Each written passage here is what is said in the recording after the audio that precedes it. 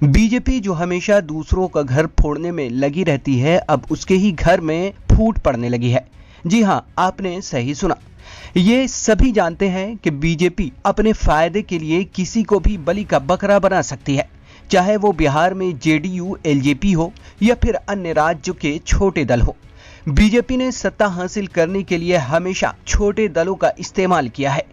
बिहार में बीजेपी और जेडीयू में कलह सामने आने के बाद अब तमिलनाडु से खबरें सामने आ रही हैं। बीजेपी नीत एनडीए की सहयोगी एआईएडीएमके ने भी बीजेपी को चेताया है। तमिलनाडु की सत्ताधारी एआईएडीएमके को डर सताने लगा है कि बीजेपी ने जिस तरह से बिहार में जेडीयू के साथ खेल किया है, कहीं वैसा ही तमिलनाडु में उसके साथ भी खेल ना हो जाए। हम आपको बताएंगे, लेकिन उससे पहले हम आपको बताते चले कि बिहार में बीजेपी जेडीयू गठबंधन खतरे में है।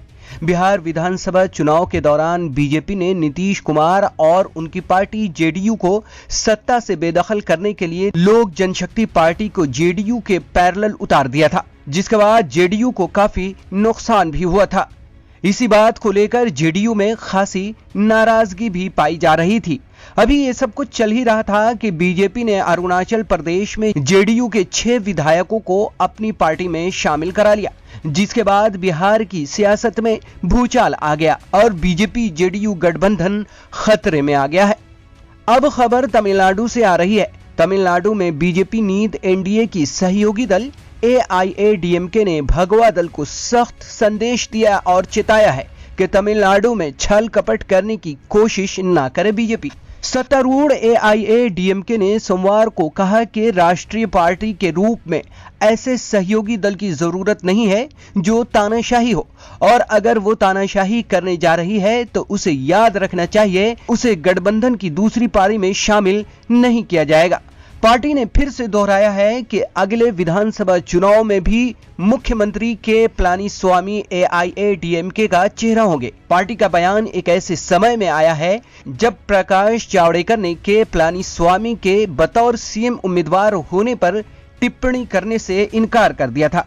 जनसत्ता की खबरों की माने तो सांसद और तमिलनाडु में चुनाव कोऑर्डिनेटर केपी मुनुस्वामी ने कहा है कि चुनाव में एआईएडीएमके ही गठबंधन का नेतृत्व करेगी।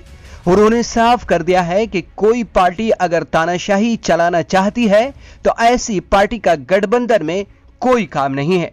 हालांकि अभी उन्होंने ये नहीं कहा है कि अगले विधानसभा चुनाव में एआईएडीएमके बीजेपी गठबंधन के साथ चुनाव नहीं लड़ेगी, लेकिन एआईएडीएमके ने बीजेपी को सख्त अंदाज में चेता दिया है कि वो तानाशाही वाला रवैया इख्तियार न करे। अभी के लिए इतना ही, तब तक के लिए दीजिए इजाजत।